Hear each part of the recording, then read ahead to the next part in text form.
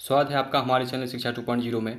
और मैं मनीष आपका स्वागत करता हूँ हमारे प्रोग्राम करंट अफेयर जी के क्वेश्चन में। आज मैंने 10 क्वेश्चन लिए हुए हैं और ये 29 मई के करंट अफेयर जी के से संबंधित प्रश्न हैं। तो चलते हैं पहले प्रश्न पर। पहला प्रश्न है, विश्व भूख दिवस प्रतिवर्ष किस तारीख को मनाया जाता है ताकि पुरानी भूख की बीमारी के बारे में जागरूकता फैलाई जा सके? तो ऑप्शन है हमारा 26 मई, 27 मई, 28 मई, 30 मई, 29 मई। तो इसका उत्तर हो जाएगा 28 मई, यानी हमारा ऑप्शन नंबर हो जाएगा सी। ऑप्शन नंबर हो जाएगा सी। अब इसके एक्सप्लेनेशन के बारे में देखते हैं। एक्सप्लेनेशन है इसका कि हर साल 28 मई को विश्व भूख दिवस के रूप में मनाया जाता है। 2011 से इस पहल का उद्देश्य न केवल जीर्ण भूख के खतरे के बारे में जागरूकता फैलाना है, बल्कि स्थायी उपक्रमों के माध्यम से भूख और गरीबी को हल करना है। इस दिन का उद्देश्य दुनिया भर में जीर्ण भूख में रहने वाले 820 मिलियन से अधिक लोगों के बारे में जागरूकता बढ़ाना है। अगला प्रश्न देखते हैं। अगला प्रश्न है, CIPET का नाम बदलकर central institute of petrochemicals engineering and technology कर दिया गया है। यह संस्थान निम्नलिखित में से किस मंत्रालय के अंतर्गत आता है? तो ऑप्शन देखते हैं। पर्यावरण, वन और जलवायु परिवर्तन मंत्रालय, पृथ्वी विज्ञान मंत्रालय, विज्ञान और प्रौद्योगिकी मंत्रालय, रसायन और उर्वरक मंत्रालय, मानव संसाधन विकास मंत्रालय। तो इसका उत्तर हो जाएगा साथियों ऑप्शन डी, रसायन और उर्वरक मंत्रालय। अब इसके विस्तार से इसे समझते हैं।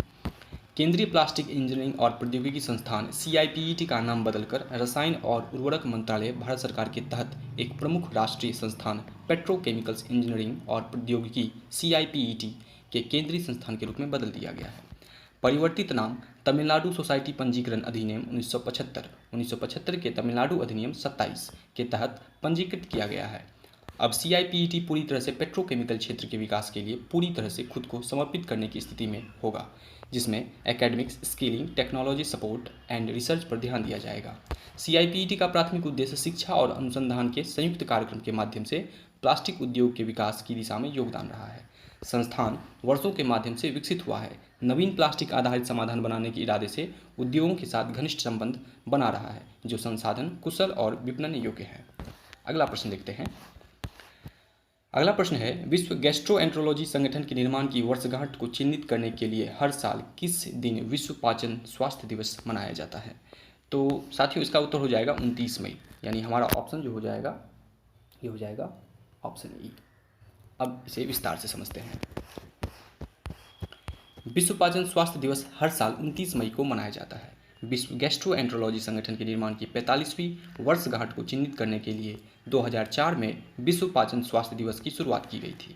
पूरे विश्व में संगठन के 100 से अधिक सदस्य समाज और 50,000 व्यक्तिगत सदस्य हैं।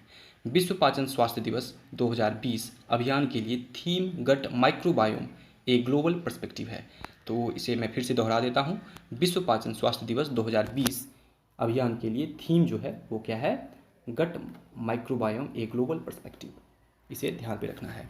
चलते हैं अगले प्रश्न पर। अगला प्रश्न है, लद्दाख में कारगिल के पहले सौर लिफ्ट सिंचाई संयंत्र का उद्घाटन किया गया है। संयंत्र में डैश किलोवाट की क्षमता है, 12 किलोवाट, 5 किलोवाट, 10, 15 और 20। तो इसका उत्तर हो जाएगा 5, यानी हमारा ऑप्शन नंबर बी। अब इसके एक्सप्लेनेशन को देखते हैं। लद्दाख में पशु भेड़ पालन और मत्स्य पालन के निदेशक डॉक्टर मोहम्मद रजा ने कारगिल के पहले सोलर लिफ्ट सिंचाई संयंत्र का उद्घाटन किया, जिसमें 5 किलोवाट के सोलर प्लांट और 3 HP submersible pump Kargil renewable agency KREDA याक ब्रीडिंग फार्म बोध खारबू में रखे। सामाजिक गड़बड़ी और मानक संचालन प्रक्रियाओं के प्रोटोकॉल देखें। यह प्रोटोटाइप दूसरों को पानी की कमी को हल करने में मदद करेगा, विशेष रूप से उन जमीनों पर जो नदियों के किनारे हैं। साथ ही पेयजल समस्या को हल करने में भी मदद मिलेगी। पंप सुबह से शाम तक प्रतिदिन 45,000 लीटर पानी का निर्वहन कर रहा है, जो इस क्षेत्र में एक बड़ी उपलब्धि है।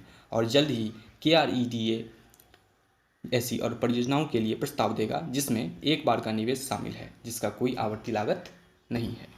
अगला प्रश्न देखते हैं।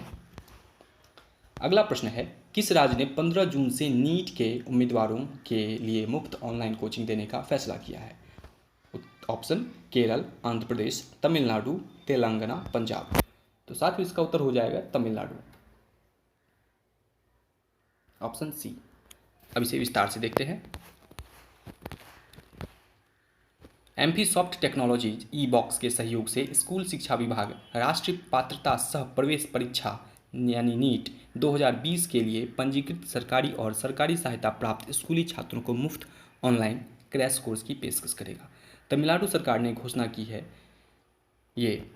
है पाठ्यक्रम अंग्रेजी और तमिल दोनों माध्यम छात्रों के लिए पेश किया जाएगा। पाठ्यक्रम के लिए नामांकित छात्र भौतिक, रसायन विज्ञान, वनस्पति विज्ञान और प्राणी शास्त्र में सभी अवधारणाओं को कवर करने वाले 6500 से अधिक प्रश्नों को हल करने में सक्षम होंगे। प्रशिक्षण में 4 घंटे के वीडियो व्याख्यान और 4 घंटे के अभ्यास और प्रारंभिक परीक्षण शामिल हैं। पूरे पाठ्यक्रम में 80 अध्यायवार अभ्यास परीक्षण, 80 प्रारंभिक परीक्षण, 5 इकाई परीक्षण, 2 आधे भाग परीक्षण और 10 पूर्ण भाग परीक्षण शामिल होंगे। अगला प्रश्न देखते हैं। निम्नलिखित में से किस कंपनी ने देश भर में अपने केंद्रों के माध्यम से आयोग और रेखांकित क्षेत्रों में सूक्ष्म बीमा उत्पादों को वितरित करने के लिए एलआईसी के साथ समझौता किया है? तो ऑप्शन देखते हैं। टीसीएस, वंकाग्रो लिमिटेड, इन्फोसिस, यस बैंक, यूको बैंक। तो साथ ही उसका उत्तर हो जाएगा वक्रांगे लिमिटेड है, वक्रांगे लिमिटेड। अब इसे विस्तार से देखते हैं। वक्रांगे लिमिटेड ने भारतीय बीमा निगम एलआईसी यानी लाइफ इंश्योरेंस कॉर्पोरेशन के साथ मिलकर देश भर में अपने केंद्रों के माध्यम से अनछुए और अनछुए क्षेत्रों में सूक्ष्म बीमा उत्पादों को वितरित करने के लिए करार किया है। इसके अलावा एलआईसी की सभी सूक्ष्म बीमा पॉलिसियों के लिए नवीनीकरण प्रीमियम संग्रह को वक्रांगे केंद्रों पर सक्षम किया जाएगा, भले ही ये नीतियाँ केंद्र में खरीदी गई हो या नहीं। वक्रांगे के पास वर्तमान में 30 राज्यों और केंद्र शासित प्रदेशों, 500 जिलों और 6150 डाक कोड में फैले 23,000 से अधिक केंद्र, 10,000 परिचालन और ऑनबोर्डिंग प्रक्रिया के तहत 13,000 है। देखते हैं अगले प्रश्न को। अगला प्रश्न है, वास्तविक समय के आधार पर फास्टैग, रुपए, यूपीआई, एईपीएस जैसे अपने उत्पादों के बारे में जागरूकता पैदा करने के लिए एनपीसीआई द्वारा शुरू किए गए एआई वर्चुअल असिस्टेंट का नाम क्या है? क्या नाम है एआई वर्चुअल असिस्टेंट का? तो ऑप्शन है हमारा इन्फो, पीएआई, पे, केएनओडब्ल्यू यानी नो, डिलीवर। तो साथ ही उसका उत्तर हो जाएगा ऑप्शन बी, पीएआई। अब इसे देखते हैं एक्सप्लेनेशन को। National payment corporation of India NPCI ने वास्तविक समय के आधार पर फास्टैग, रुपे, यूपीआई, एईपीएस जैसे अपने उत्पादों के बारे में जागरूकता पैदा करने के लिए एक कृत्रिम बुद्धिमत्ता एआई आधारित चैटबॉट पीएआई लॉन्च किया है। एआई वर्चुअल सहायक पीएआई 24 घंटे उपलब्ध रहेगा और उपयोगकर्ताओं को एनपीसीआई उत्पादों की सटीक जानकारी तक पहुंच बनाने में मदद करेगा। ग्राहक एनपीसीआई, रुपे और यूपीआई चलेगा की वेबसाइटों पर पाठ या आवाज़ के माध्यम से अंग्रेजी और हिंदी में प्रश्न पूछ सकते हैं। पीएआई के माध्यम से उपयोगकर्ता एनपीसीआई के सभी उत्पादों पर अपने प्रश्नों के लिए सत्यापित स्वचालित प्रतिक्रिया प्राप्त कर सकते हैं। पीएआई वैश्विक रुपए कार्ड धारकों के लिए सुलभ होगा। चलते हैं अगले प्रश्न पर। बैंक्स बोर्ड ब्यूरो ने डैश को ओरिएंटल इंश्योरेंस कंपनी के सीएमडी यानी चीफ एंड मैनेजिंग डायरेक्टर के रूप में चुना है।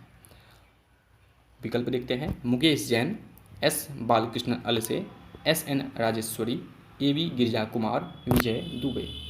तो साथ ही उसका उत्तर हो जाएगा एसएन राजेश्वरी यानी विकल्प सी। विस्तार से देखते हैं इसे। एसएन राजेश्वरी महाप्रबंधक न्यू इंडिया इंश्योरेंस एनआईए को बैंक बोर्ड ब्यूरो बीबीबी ने दिल्ली स्थित ओरिएंटल इंश्योरेंस कंपनी ओआईसी के सीएमडी के रूप में चुना है। एवी गिरजा कुमार सीएमडी के ओआईसी 60 तक पहुंचने के बाद इस महीने सेवानिवृत्त हो रहे हैं। बीबीबी ने ओआईसी के सीएमडी का चयन करने के लिए मई 2022 तक 2 साल की अवशिष्ट सेवाओं के साथ सार्वजनिक क्षेत्र के सामान्य बीमा उद्योग के 5 वरिष्ठ महाप्रबंधकों के आभासी साक्षात्कार आयोजित किए थे। अब देखते हैं 9वें प्रश्न को।